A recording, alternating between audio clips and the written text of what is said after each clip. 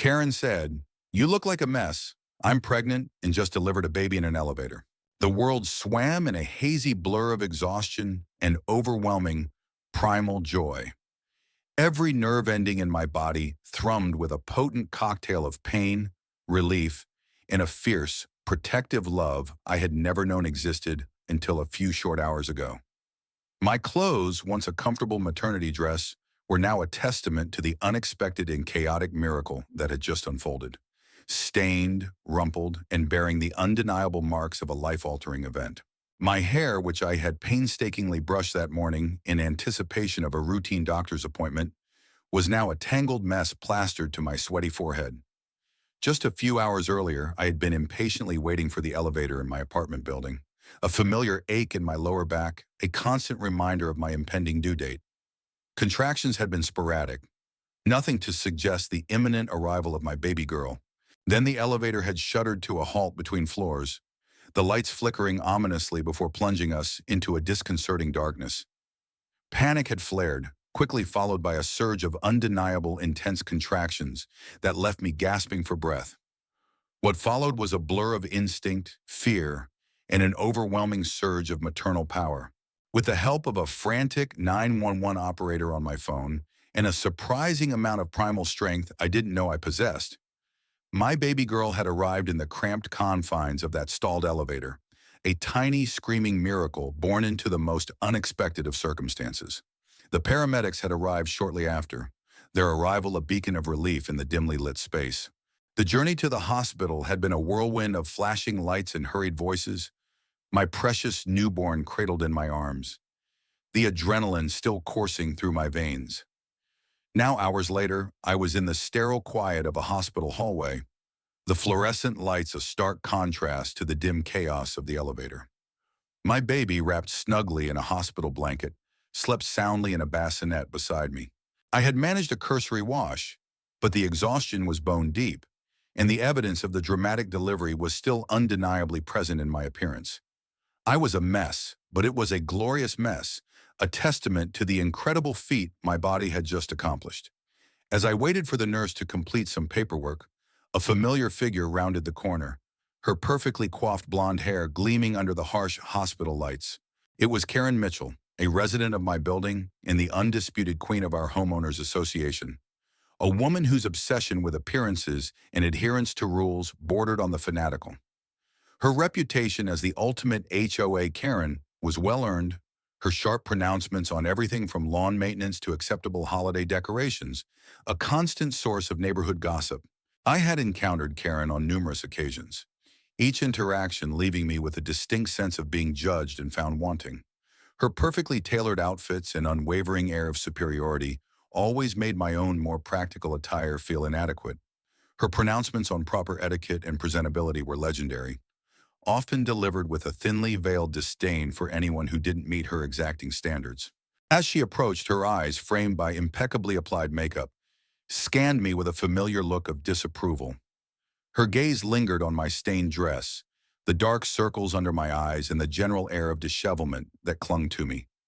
A look of distaste crossed her perfectly sculpted features. "Honestly," she said, her voice carrying its usual sharp edge, "some people have absolutely no sense of decorum. You look like you've been dragged through a hedge backwards. This is a hospital, for goodness sake. There are standards to uphold, even in an emergency room waiting area." Her words, delivered with such casual cruelty, struck me like a physical blow in my already vulnerable state. The sheer audacity of her judgment, her complete obliviousness to the extraordinary event I had just experienced, left me momentarily speechless. I was a mess, yes, but it was the mess of a miracle, the aftermath of bringing a new life into the world under incredibly challenging circumstances. And here was Karen Mitchell, concerned with appearances in the sterile environment of a hospital. The irony and the simmering anger it ignited within me was almost unbearable. The stage was set for a confrontation where her superficial judgment would collide with the profound reality of the life-altering event I had just endured. Karen's callous remark hung in the sterile air of the hospital hallway, a sharp, unwelcome intrusion into the fragile bubble of new motherhood I was still navigating. My initial shock quickly gave way to a wave of protective anger. How dare she in her pristine perfection judge me in this moment, completely oblivious to the extraordinary circumstances that had led to my disheveled state. Karen, I managed, my voice still weak and shaky. I just delivered a baby in the elevator. The effect of my words on Karen was immediate, though not entirely what I had expected. Her perfectly arched eyebrows rose slightly, and a flicker of something akin to mild curiosity crossed her face. Delivered a baby? In the elevator? Good heavens, what on earth happened?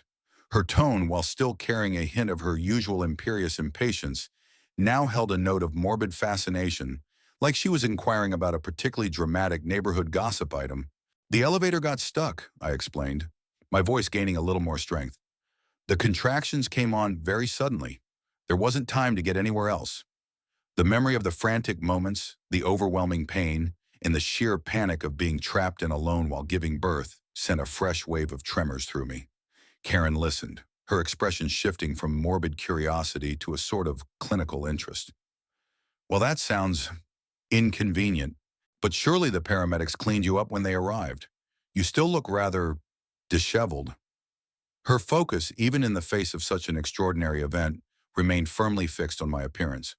Her inability to grasp the gravity of the situation, her continued focus on superficial appearances, even after learning I had just given birth in a stalled elevator, was infuriating. The sheer lack of empathy was staggering. Karen, I said, my voice now laced with a sharper edge. I was more concerned with the health and safety of my newborn daughter than with whether my dress was clean. This mess, as you call it, is the aftermath of bringing a new life into the world under incredibly stressful and unexpected circumstances. I gestured to the sleeping baby in the bassinet beside me. Meet my daughter.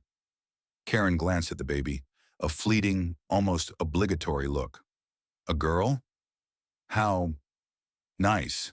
Well, I'm sure you'll have plenty of time to freshen up once you're settled in your room. Presentation is important, you know, especially as a new mother. You don't want to give people the wrong impression. Her concern, it seemed, was still firmly rooted in societal expectations of appearance, even in the immediate aftermath of a near-emergency childbirth. At that moment, a nurse approached, a warm smile on her face. Miss Juan, my last name. We have a room ready for you and your little one. Let's get you both settled. She glanced at me with genuine concern. You look exhausted, dear. You've been through quite an ordeal. Her words were a balm to my frayed nerves, a stark contrast to Karen's callousness. As the nurse helped me to my feet, carefully maneuvering the bassinet, Karen watched with a detached air. Well, I'm glad you're finally being seen to, she said, her tone implying that my messy appearance had been an imposition on the hospital staff. I have a doctor's appointment myself. Try to make yourself presentable for the other patients. With that, she swept past us, her pristine attire a glaring contrast to my own stained and rumpled state. The nurse shook her head gently as we moved towards the elevator. Don't pay her any mind, dear. Some people just don't understand what's truly important. Her empathy was a welcome comfort. Over the next few days, as I navigated the overwhelming joy and exhaustion of new motherhood, the encounter with Karen lingered in my mind. Her complete lack of compassion, her unwavering focus on superficial appearances in the face of a miraculous and challenging event, was both baffling and infuriating. I saw her a few more times in the hospital, in the hallway, in the cafeteria, always impeccably dressed and radiating an air of self-importance. Each time she offered a curt nod, her gaze still carrying a hint of disapproval at my less than perfect presentation. She never once inquired about my baby's well-being or acknowledged the extraordinary circumstances of her birth. The conflict simmered beneath the surface, a quiet tension between the profound, life-altering event I had just experienced and Karen's unwavering adherence to her shallow worldview. I knew deep down that the sheer absurdity of her judgment, her concern for my appearance immediately after I had delivered a baby in an elevator, would eventually become clear to others, and I couldn't help but wonder how she would react when the full weight of her callousness finally dawned on her. The stage was set for a reckoning, a moment when Karen's superficiality would collide with the profound reality of new life and the extraordinary circumstances of its arrival. The sterile quiet of the hospital hallway seemed to amplify Karen's callous remark. the words hanging in the air like a toxic cloud. My initial shock had hardened into a simmering anger, a fierce protectiveness towards my newborn daughter, overriding any desire for polite engagement. How could this woman, so obsessed with appearances, be so utterly blind to the profound and messy miracle that had just occurred? As the nurse gently guided my wheelchair, the bassinet with my sleeping daughter secured beside me, towards the elevators, I couldn't shake the image of Karen's perfectly composed face, her utter lack of empathy, a stark contrast to the warmth and concern I had received from the hospital staff. We reached the bank of elevators, and as the doors slid open, there she was again, Karen Mitchell, waiting impatiently, her perfectly tailored jacket and designer handbag radiating an air of impatient entitlement. Her perfectly coiffed head turned, and the familiar look of distaste flickered across her face as she took in my still disheveled appearance. Honestly, she sighed dramatically, rolling her eyes as she stepped into the elevator. Some people have no consideration for others. This is a public space. You really should try to be more presentable. She didn't even acknowledge the nurse or the bassinet beside me. The doors began to close, trapping us in the small, sterile space. The silence was thick with unspoken judgment. I gripped the arms of the wheelchair, fighting back a wave of exhaustion and a surge of righteous anger. Karen, I said, my voice low but firm, for the last time, I just gave birth. In an elevator. My priority was the safety of my baby, not my appearance. I gestured to the sleeping infant. This is my daughter, who decided to make a rather dramatic entrance into the world.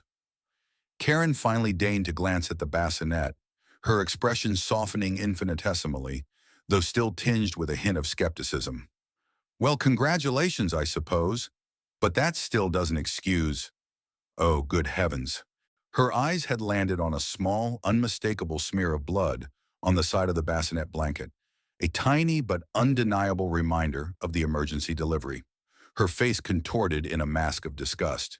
That's blood. In a public elevator. This is simply unacceptable. You're contaminating everything. Someone should really sanitize this immediately. Her concern, it seemed, had finally found a focus, albeit a completely misplaced one. The elevator doors opened on my floor and the nurse quickly wheeled me out, her expression a mixture of apology and exasperation. Don't worry about her, dear, she murmured. Some people are just like that. But Karen wasn't finished. As the elevator doors began to close again, her voice, sharp and accusatory, followed us out into the hallway. You should be ashamed of yourself, tracking bodily fluids around like that. It's irresponsible and disgusting.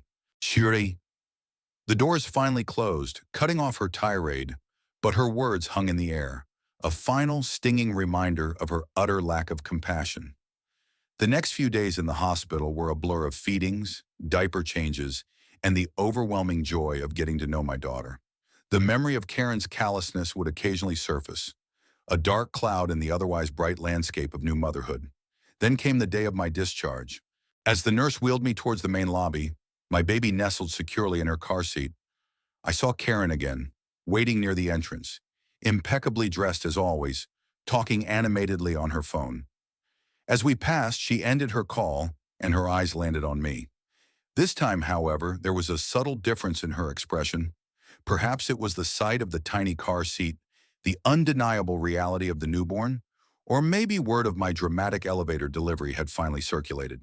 Whatever the reason, the usual look of disdain was tempered with a flicker of something akin to unease. Oh, she said, her tone less accusatory than usual.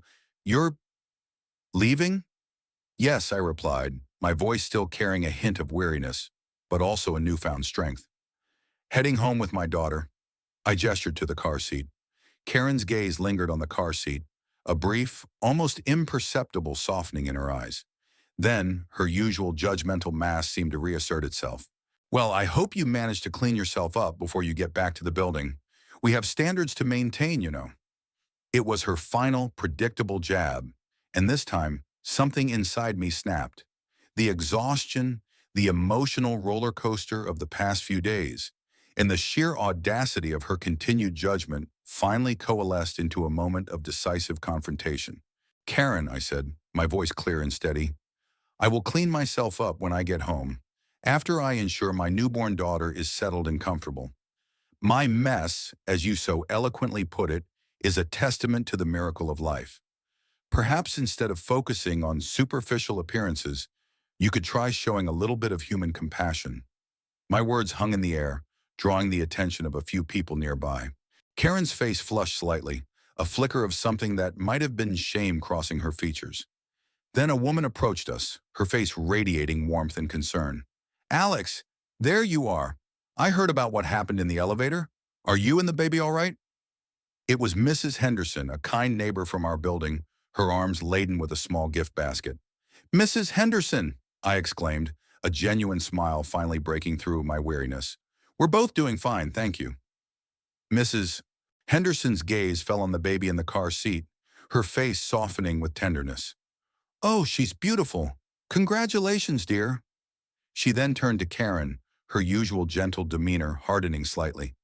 "Karen, Alex just went through an incredibly traumatic experience. Perhaps a little bit of kindness would be more appropriate than criticism." Karen's face flushed deeper. The stage was set for a resolution where her superficial judgment would be starkly contrasted with the profound reality of new life and the compassion of others. Mrs. Henderson's gentle but firm rebuke hung in the air of the hospital lobby, drawing a few curious glances from passers-by. Karen's face, flushed with a mixture of embarrassment and indignation, remained tight-lipped. The public acknowledgement of her callousness, juxtaposed with Mrs. Henderson's genuine concern, seemed to have momentarily silenced her.